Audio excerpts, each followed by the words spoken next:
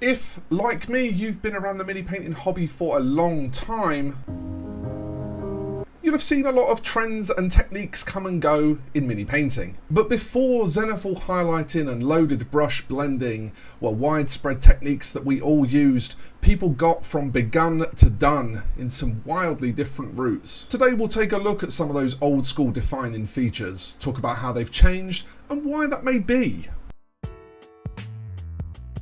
In the early days of Warhammer at least, there was a very strong leaning towards hyper-saturated colours, both in the 2D artwork that accompanied it and in the paint jobs themselves that we saw in the books and magazines. However, if we look across at what Ral Partha, a company most famous for making miniatures for Dungeons and Dragons and similar games, if we look at what they were doing at the same sort of time, we see a wildly different approach.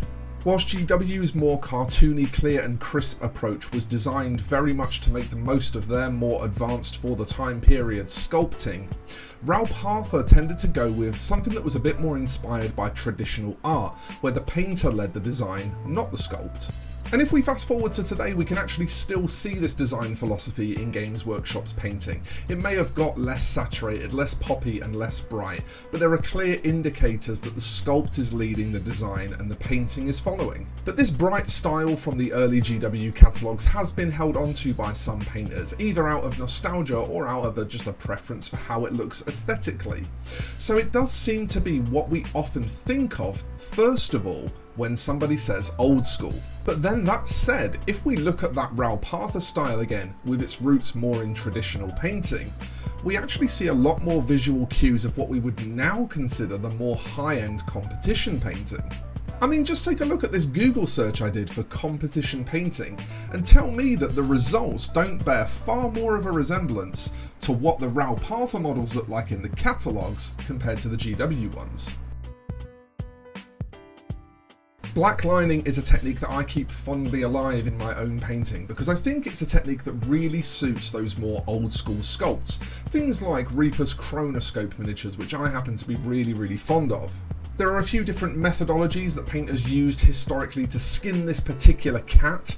The main two were either paint mixed with black ink and running off of a brush, or fine liners with permanent ink in them. The latter of which I actually always found quite cumbersome, so I always tended to lean towards the brush method.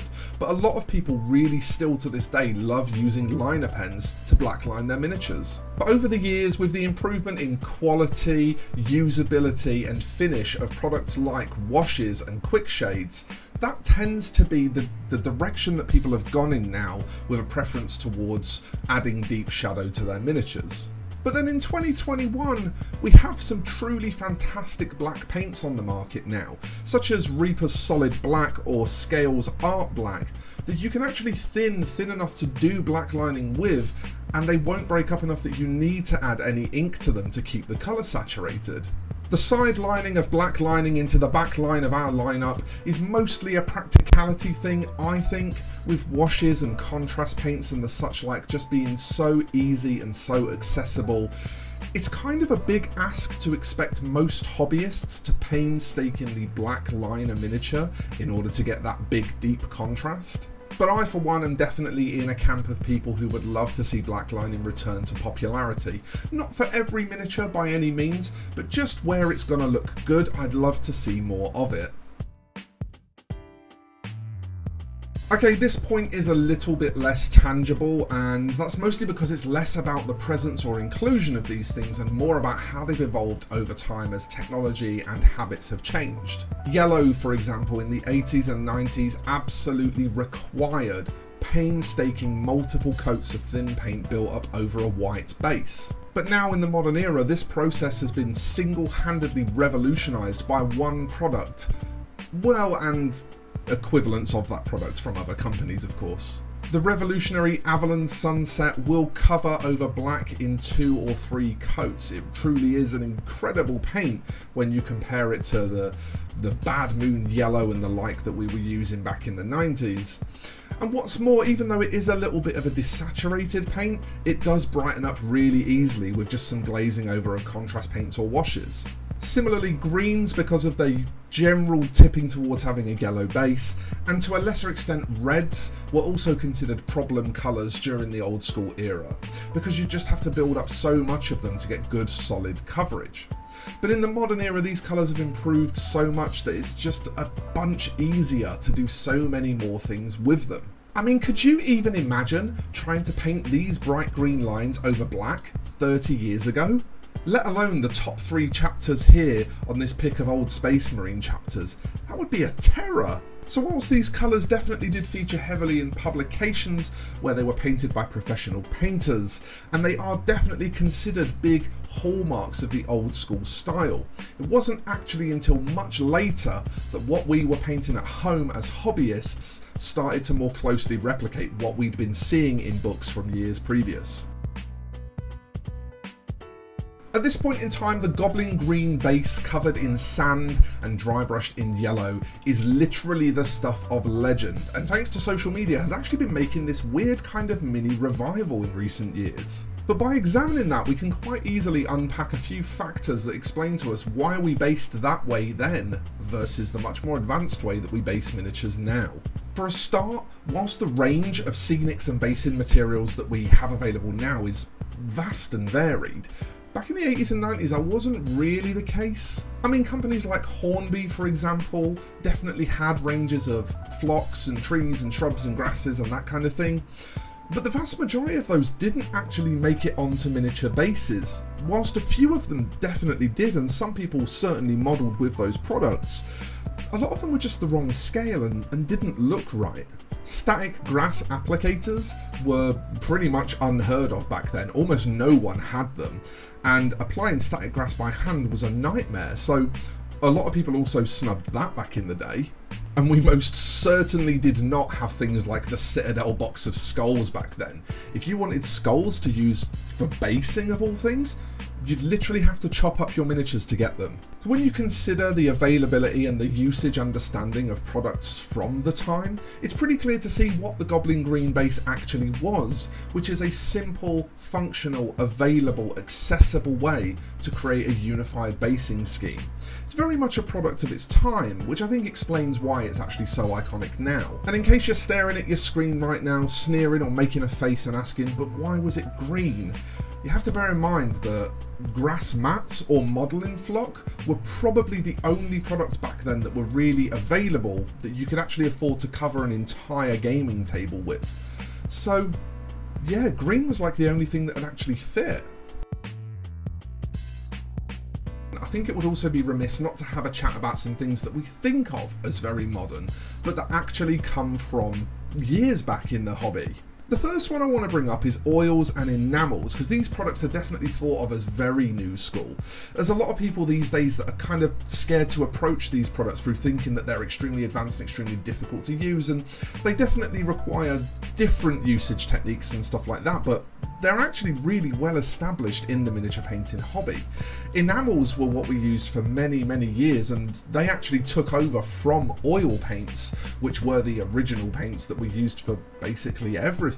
Another good one to bring up is volumetric highlighting, because as a term or as a piece of terminology, it's something I've only really seen coming up maybe in the last 5 years or so. We think of it as quite a new way of looking at miniature painting, and I think that's because we're so used to the oversaturation of things done in Games Workshop's edge highlight heavy style. But again, if we go back to those Raoul Partha catalogues that we were looking at earlier on in the video, let's look at them again now and see that actually there's virtually no edge highlighting on them, and the vast majority of the highlighting is volumetric. And these are catalogues from 30 years ago. And maybe the biggest one we need to mention, mostly to defend it, is the airbrush. Because it's often thought of as a cheats tool or a waste of money or only really useful for priming, and the airbrush is actually something that we as miniature wargamers ported over from scale modelling, and it's something that they've been using over in the scale modelling world for many years. Hell, I mean, it's gotta be 10 years maybe now since GW tried to release this absolute monstrosity to the world. And let's bear in mind here, Games Workshop tend to be known as being a bit late to the party when it comes to incorporating new techniques into their offering. Okay, so I think that covers about all of the topics regarding old school painting that I want to cover, or that I've at least thought of to cover. So what I want to do now is just give a bit of a wrap up, and while we do that, I want to take a look at some cool old school submissions from my patrons. The first thing I'd like to know while we're looking at these is, are there any features of the old times that you remember very fondly? Are there things that maybe I've missed out in this video? Drop me a comment and let me know, because I absolutely love reminiscing over the old school, so it would be nice to continue to do so after this video releases. I'd particularly like to know how interested people are in seeing old school painting styles and techniques making a resurgence. Do you think that we're better off now in the evolved world of contrast paints and easy to use washes, or would you like to see us going back more to trying some of the stuff from yesteryear and trying to make it work again? For me, the passion in making this video and the whole reason I wanted to do it in the first place is because the old school is all about that nostalgia. There's a very warming feeling I get from looking at minis today that still look exactly how they did when I was a kid, whether or not that's things that have been repainted in the modern era or things that are from the time that are well preserved. And of course, with all of this said and all of this chatter and me going on about how nostalgic it all is and how much I love it, I had to contribute myself as well. So I scrounged up an original RTB01 head from my brother along with a matching body and legs, and I put together my ultimate old school Space Marine. I had to use a few 3D printed parts, a couple of 90s parts, and the Power Fist is actually from the modern Horus Heresy kit, but I figured, you know, with that being the Horus Heresy, you can kind of get away with it. So here's my ultimate retro Space Marine. And of course you'll see here that I painted him in the Crimson Fists chapter colours, because Crimson Fists were the original poster boys on the front cover of the Rogue Trader rulebook. Yeah, take that, Ultramarines. So until next time folks, I'd like to thank you for watching and ask you to like, share and subscribe of course, and definitely check out the links in the description, especially my store if you happen to be a fan of old school miniatures. Other than that, I want to thank you once more for watching, wish you happy hobbying, and I'll see you in the next one folks. Take care, and bye bye for now.